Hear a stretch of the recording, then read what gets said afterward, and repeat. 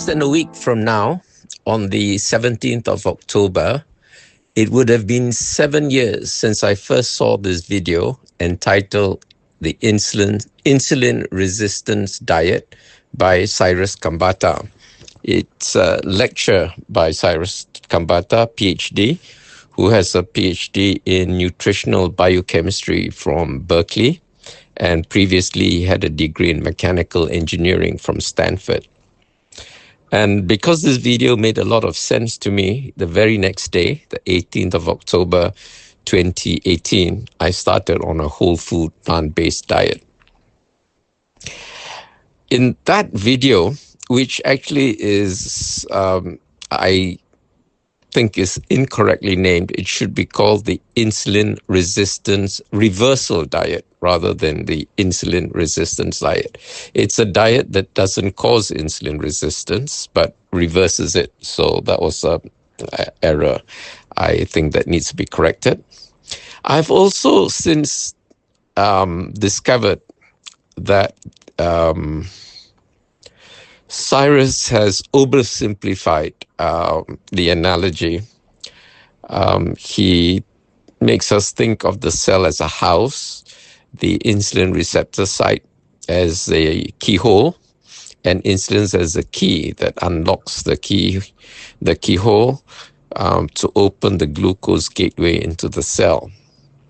The error he makes, or is slightly misleading, is that he presents intramyocellular lipids, which is a form of ectopic fat, as an antagonist that jams up the keyhole, preventing insulin to bind with the receptor site, meaning the key to unlock the keyhole. Well, the truth is a little bit more complex, nuanced, and complicated. The truth is, intramyocellular lipids work further down the line.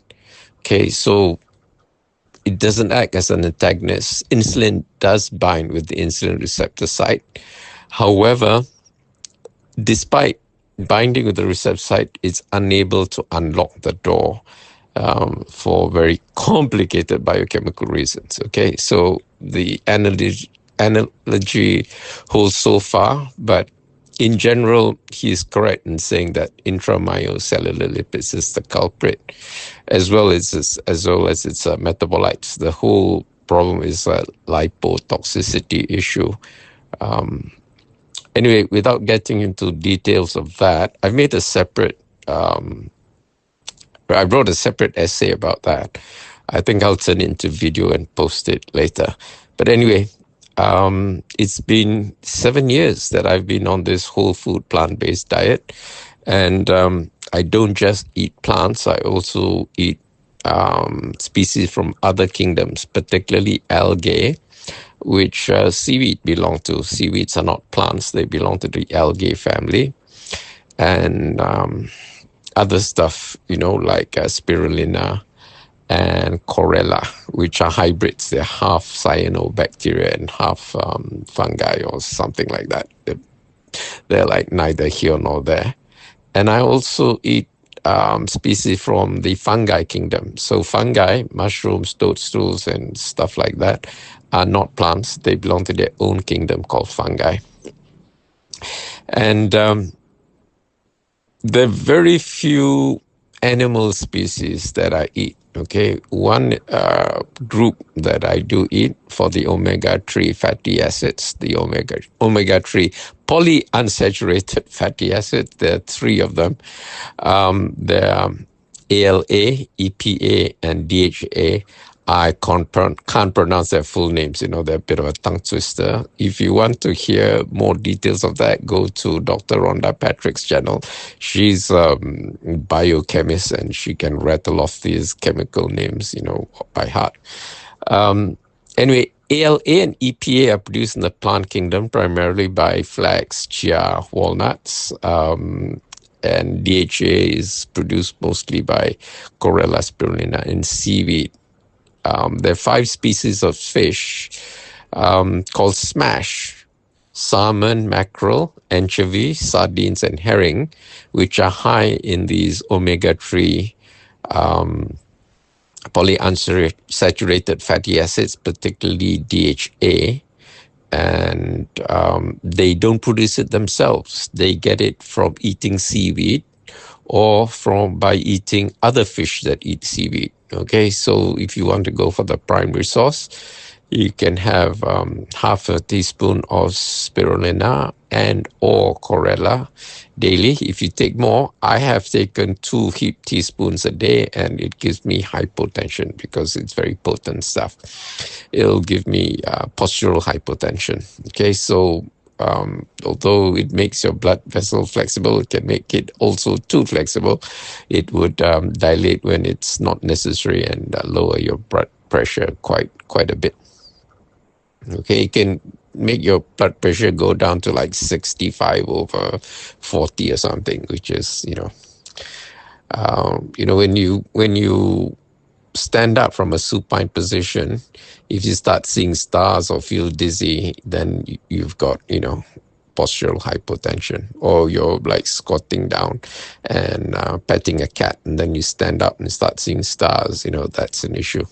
But as long as you can, stand up from a squatting position or from a supine position, that means lying flat on your back, standing up, and you don't see stars or feel giddy, it's fine. Doesn't matter what your systolic or diastolic numbers are.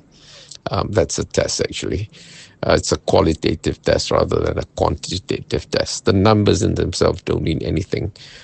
It's the qualitative aspects that determine whether you have postural hypotension or not, and whether it's a clinical issue or not. Because if you do have postural hypotension, you're prone to falls and things like that. Anyway, to celebrate my 7 years of going on a whole food plant-based diet. Oh, whole foods means unprocessed foods, okay? Foods which are minimally processed, basically as close to nature as you can find it. Whole foods are defined as foods where nothing good has been removed and nothing bad has been added. Okay, so most commercial food that you find in the supermarket, if it comes in a tin or in a box, it is processed. It's probably dehydrated, had most of its water removed. Some have all its fiber removed, So they're food-like substances. They're not real food. Okay, so if you want real food, go to your local pasar tani, your local pasar malam, and get fresh produce, okay? And you'll find they're surprisingly cheap there and very fresh, because most of these traders do not have refrigeration facilities. So they try to sell everything that they buy from the pasar borong in the morning at their stall. If it's a pasar malam, they try to sell it, and not carry things overnight.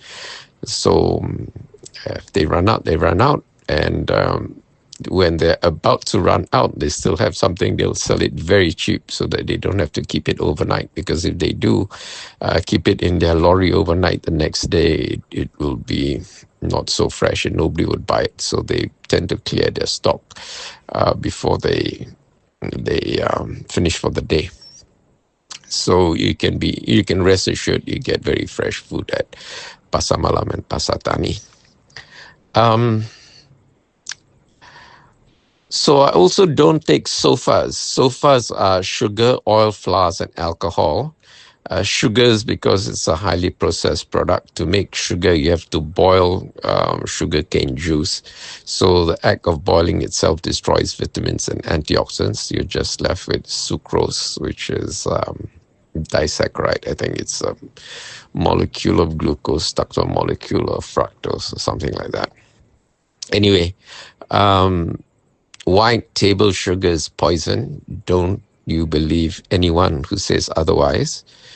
If you eat fruit, sugarcane juice, it's a totally different thing as far as your body is concerned from a metabolic point of view. But if you take diluted white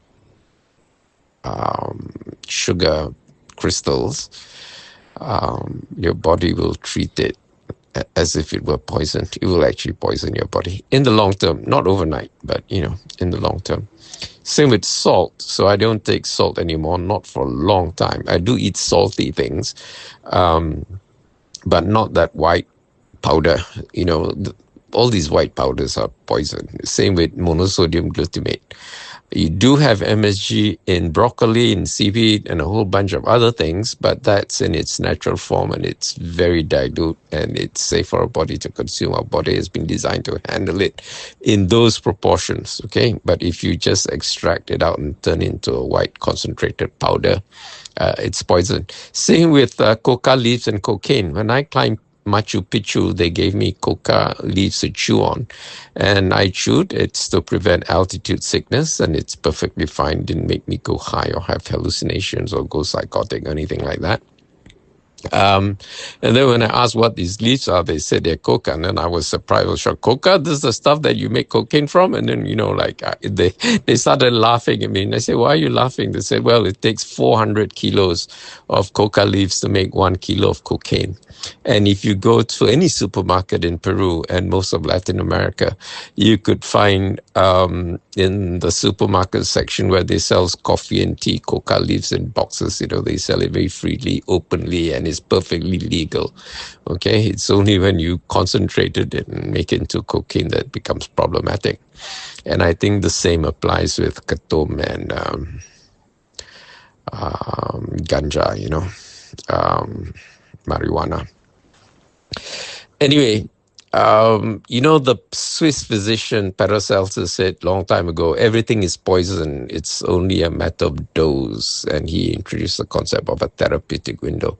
So the idea is everything is poison, even if it's water, the most essential nutrient, there's this story about the number 3. 3 minutes without oxygen, you're dead. 3 days without water, you're dead. 3 weeks without food, you're dead. So water is very essential. 3 days without it, you're dead. But if you try and drink 11 liters of water at one go, you'd be dead too.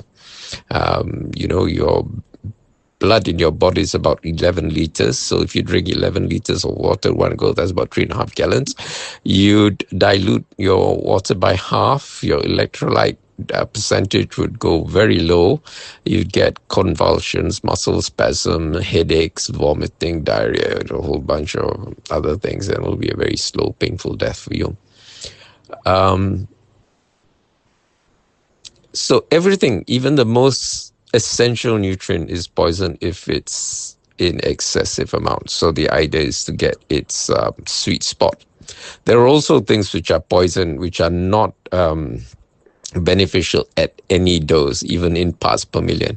Things like aluminium, cyanide, copper is also a two-edged sword. We need it in very small amounts, but if you exceed that in a very small amount, you can get over-methylation and you can get bipolar disorders and schizophrenia and stuff like that.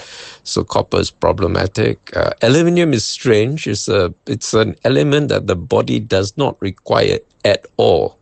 We have no dietary requirement for it. It's very strange. It occurs in nature, it's there, but our body just doesn't need it at all. And if it's in the body, it causes problems. Okay, so get rid of all your aluminium cookware. And for the same reason, you should get rid of your copper cookware, because if you have copper or brass is alloy of copper and tin. So if you do have brass, like this Blanger, Tembaga, or copper pots and pans, which the French are very crazy about because it conducts heat very quickly, do get rid of it. You're far better off having cast iron cookware. Anyway, you do need copper, but it's very easy to overdose on copper, and it's very easy to overdose on aluminium because no dose is safe as far as aluminium is concerned. So just get rid of all your aluminium cookware. Most rice cookers have an aluminium steel bowl, and the ones which are Teflon covered are the worst because these Teflons will come off, scrape off, and they are microplastic. Teflon is a plastic of sorts, and it's indestructible. It doesn't biodegrade, so it will become microplastic that will get stuck in your body at the cellular level and prevent lots of physiological processes from happening. And what's worse is Malaysia is the world's dumping ground for plastic. And as people, Malaysians have in their body the most microplastic in the whole world. It's sad, but it's true. And it's about time we wake up to that fact and do something drastic about it. Okay, anyway, Saturday, 18th of October 2025, I'm going to celebrate 7 years of eating a whole food plant-based diet. The celebration would be at the Malaysian Association for the Blind Canteen. It's in Brickfields in Jalan Tebing off Jalan Tun Sambantan 4. The easiest way to get there is by monorail. It's one stop away from KL Central. Just get out of the monorail, cross the road. There's a traffic light there. And you're at the MAB complex. Just tell the guardhouse you need to go to my function in the canteen and they'll show you the way.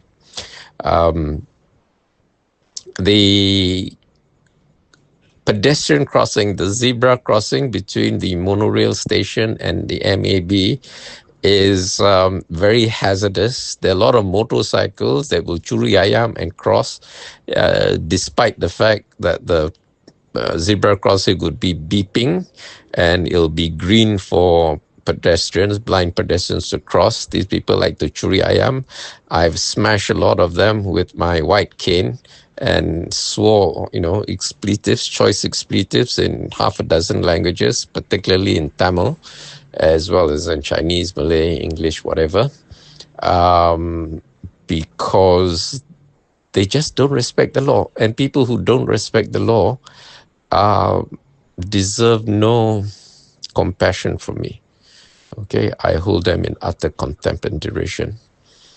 And there are cars who do that as well. Okay, I've bent quite a number of my white canes when cars zoom past me. Quite annoying. They even do it at the pedestrian crossing at UMMC. There's one particular incident where my cane got quite badly mangled by a car that just zoomed past, even though it was supposed to be red for cars and it was green for pedestrians to cross. So I have no sympathy for these people.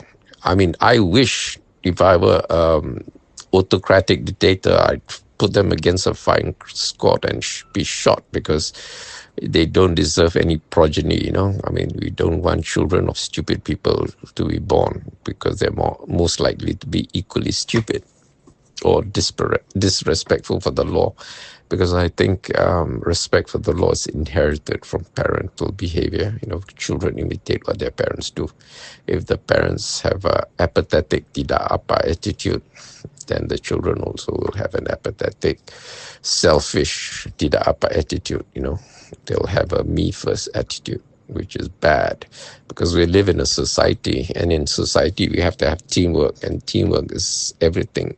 About teamwork is about subordination of self. It's for the good of the group of society, not for your individual advantage. Okay, so it's for our collective advantage. I made a video about Deepavali. I'll post a link here. There are very few views because it's quite deep, and I think most of our audience, it's above their heads. They wouldn't understand. But the whole point of this channel is to post messages that deserve a wider audience. For those who understand, please, viralize it, spread the word so that more people can understand. For those who don't, please watch it again. Try to get something out of it. Some things you need to watch as much as 6 times, 7 times, before different layers of meaning get to you, and then you have a greater appreciation. Just like when I watched Cyrus Kambata's video the first time, the impression I got was that intramyocellular lipids was an antagonist to insulin, but it's not. It actually works in a slightly different way. But the net result's the same. Is all ectopic fats are poison in the long run, particularly visceral fat. And depending on where you know, where the intramyocellular binds at which particular gland or organ, it will manifest as different diseases, most commonly as chronic kidney disease, but also cardiovascular disease, and also dementia. In fact, dementia is now known in some circles as type 3 diabetes, okay? When cells are deprived of glucose, they're starved of fuel, so they atrophy and die. And when the cells in that particular organ dies, then the organ fails. And when the organ fails, you have a problem with that organ. Okay, so if you're free on Saturday, 12 to 2:30, do drop by the MAB canteen. Invitations by, what do you call it, donation. If you donate 50 ringgit or above, you can drop by. You can donate by scanning the QR code. I'll provide a link in this video, or you can pay when you come. I'll have a curated menu, but the curated menu is only for the first 8 people to come. And if you come after the first 8 person, or don't pay before, so that I can book, get the catering to provide for you, you have to order something else from the canteen menu. Okay, Kashikin is quite accommodating. She will cook something up for you, either nasi lemak or nasi goreng or mee goreng or whatever. But the menu for the first 8 people would be curated by me, and it will be a whole food, plant-based menu. It'll be nasi ulam, actually. Okay, that's it for today. I know this is a long video, but I just want to get the message out there. See you next time. Bye. Why WFPB, Doctors for Nutrition? WFPB stands for Whole Food, Plant-Based, a diet and lifestyle focused on plant-derived foods that are unprocessed or minimally processed, while minimizing or excluding animal products and highly refined ingredients. The diet emphasizes fruits, vegetables, whole grains, legumes, nuts, and seeds, while avoiding added sugars, refined flours, and oils. The core principle is to eat foods in their natural state or close to it, rather than highly processed imitation products. Key principles: whole foods. Foods that are in their natural, unrefined state or have undergone minimal processing, like canned beans or frozen vegetables. Plant-based. Foods that come exclusively from plants, excluding meat, dairy, eggs, and honey. Minimal processing. A focus on foods that are as close to nature as possible, avoiding ingredients that are heavily refined, such as white flour, white rice, and added oils. Nutrient dense. Prioritizing foods rich in fiber, vitamins, and minerals to meet nutritional needs. Foods to emphasize: fruits and vegetables, a wide variety of fresh and colorful produce. Whole grains, such as brown rice, oats, quinoa, and whole wheat. Legumes, beans, lentils, chickpeas, and peas. Nuts and seeds, almonds, walnuts, chia seeds, and flax seeds. Foods to limit or avoid processed foods, any food that has been heavily altered from its natural state. Animal products, meat, dairy, and eggs. Refined grains, white flour, white rice, and pasta made from refined flour. Added sugars and artificial sweeteners, including high fructose corn syrup and confectioner's sugar.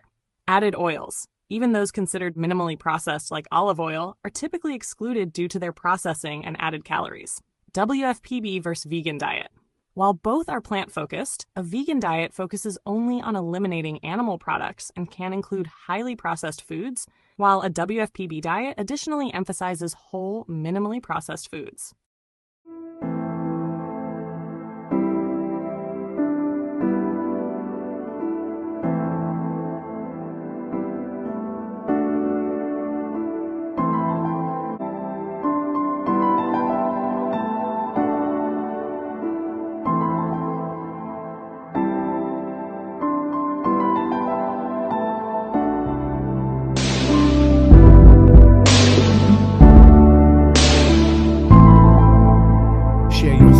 In the comments below.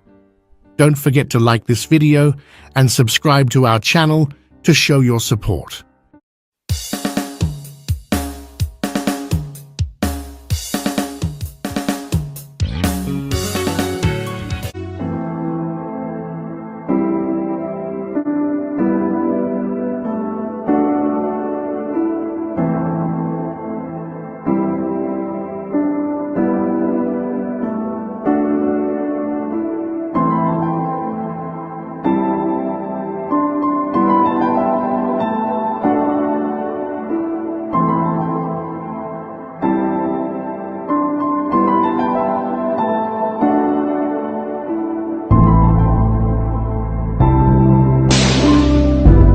share your thoughts in the comments below.